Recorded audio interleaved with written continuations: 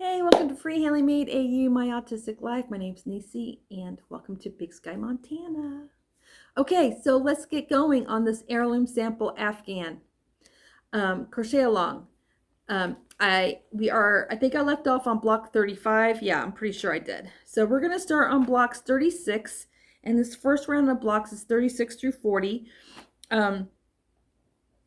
So let's get started. The first block, block 36, this is the little crown stitch. This stitch was really cute. So here's the little crown stitch. It's got these little picots right here. Isn't that cute? It's hard to see because it's hard to see with the purple, but here, I'll push out. See the little crown? Boop, boop. So that's the crown stitch. The little crown stitch. The next one, block 37, is the popcorn braid. This one was actually fun to do. I love cables, you guys. And the popcorns were a yarn eater. Oh my goodness, they were. They were a huge yarn eater. Huge. So this one was the popcorn cable. The next one, I gotta flip my page over, is the diagonal popcorn. Diagonal popcorn.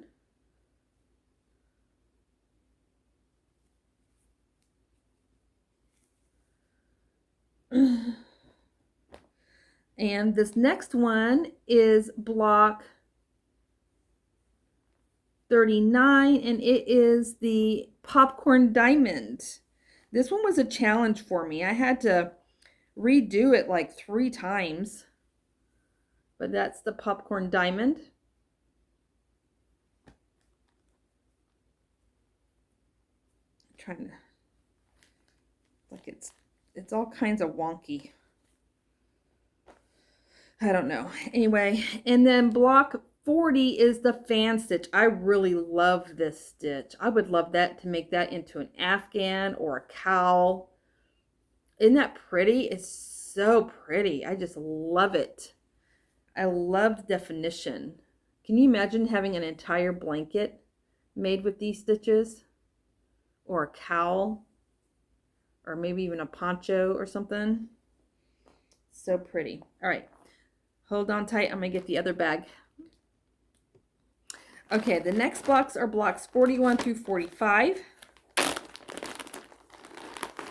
Block 41 is the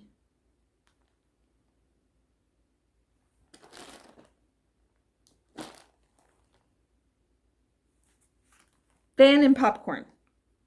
This one was a kind of a neat one. Although I will tell you, doing the border was a major challenge for me on some of these more spacey blocks. But this is the fan and popcorn.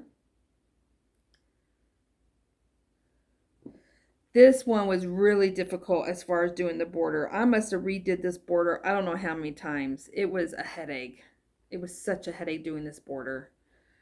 I really wish I could have seen the way Alicia did her border, because I had a hard time with this border. I mean, I made it work, but it's all kinds of wonky. So hopefully it turns out okay when I attach the squares together. And this is square 42, and it is the fan trellis. This was not my favorite one. I mean, look how wonky this square is. I mean, there's only so many times you can redo a block. And finally, I just gave up. I'm like, it is what it is. It's going to come out however it's going to come out. It was not my favorite square. But I did it. It's done. It's got a border around it, and it's ready to be placed into a blanket. So, the next one is this one I had to redo because my tension was too tight and my block was way too small. I didn't want to go up a hook size. So these more older, as the higher the blocks we get, the more difficult they're becoming for me. But I'm doing it. I guess all that matters. This is block 43, and this is the puff stitch. Now this is color B, but I had to use purple because, like I said, I messed up my colors. So, but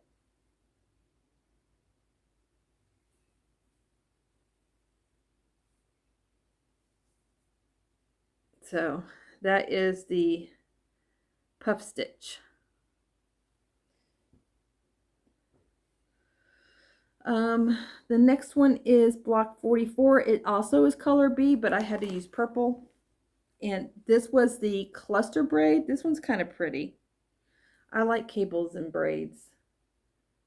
So this one was fun. I enjoyed making this one. Anyone else's squares is anybody else's squares wonky? It's really bothering me. And then block 45 is the cross ripple stitch. This was kind of neat to do. Hang on, I got little. This one was neat, but this block seems like it's so small, but it matches up with the others, but it just, maybe it's an optical illusion, but it just, I feel like I have to stretch it. But this is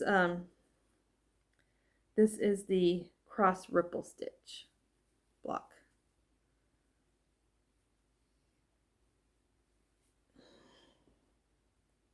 Yeah, now see, when I put it against the other one,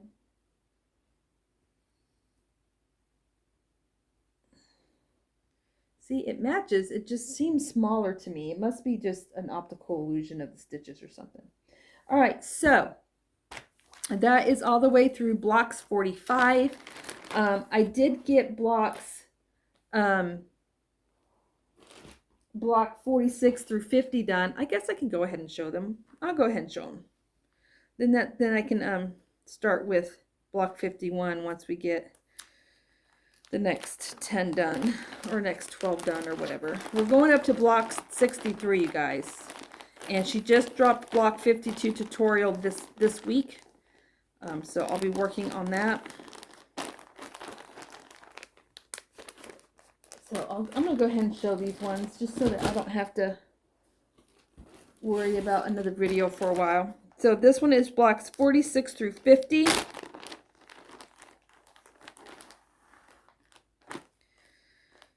All right. 46. Color C, and this is the palm leaf stitch. It's really pretty.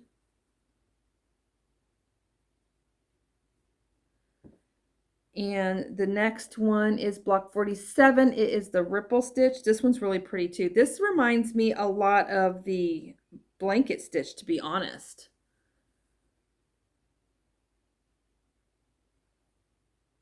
Or the cloud stitch, blanket stitch, whatever you want to call it. It does. It reminds me a lot of that. The next one is block 48, and it is the raised ripple. This is a really neat one too. Look how neat that is. I like the detail on that stitch.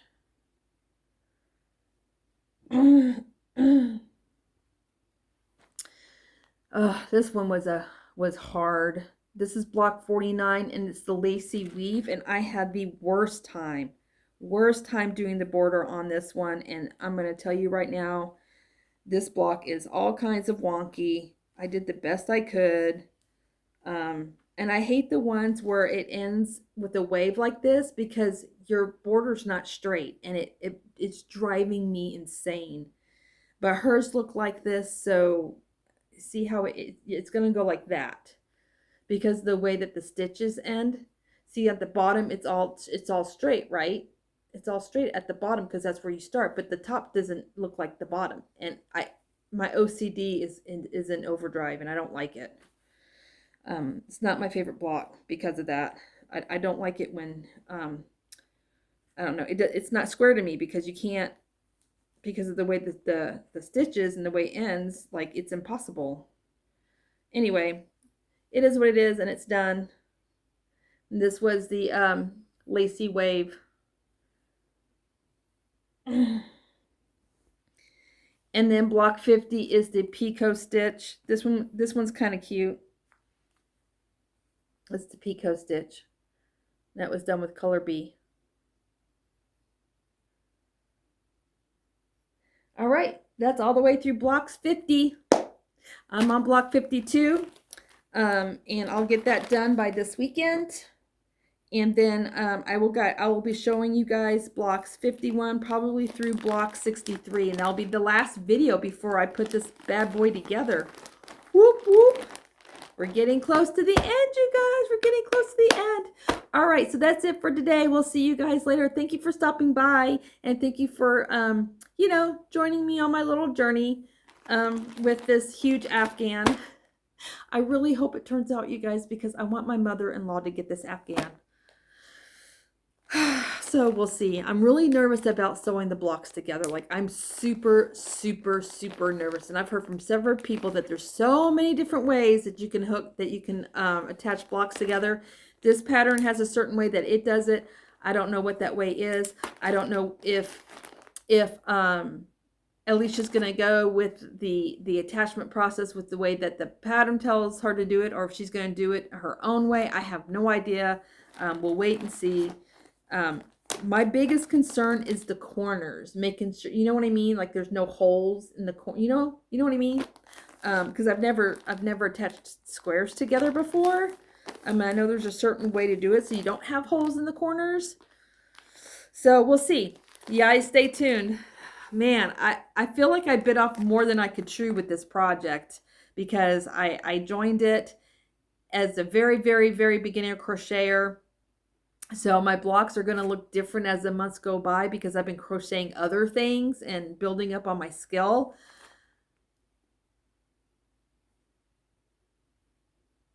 It is what it is, right? I'll just be glad that I actually did it and followed all the way through to the very end and got it done. It's definitely going to be a big accomplishment for me. So stay tuned, you guys. Stay tuned. We're almost there. I can sort of see the finish line up ahead of me. So we'll see how it goes. We'll talk to you guys later. Always remember, dare to be you, dare to be different. Love from Montana. Bye, everybody.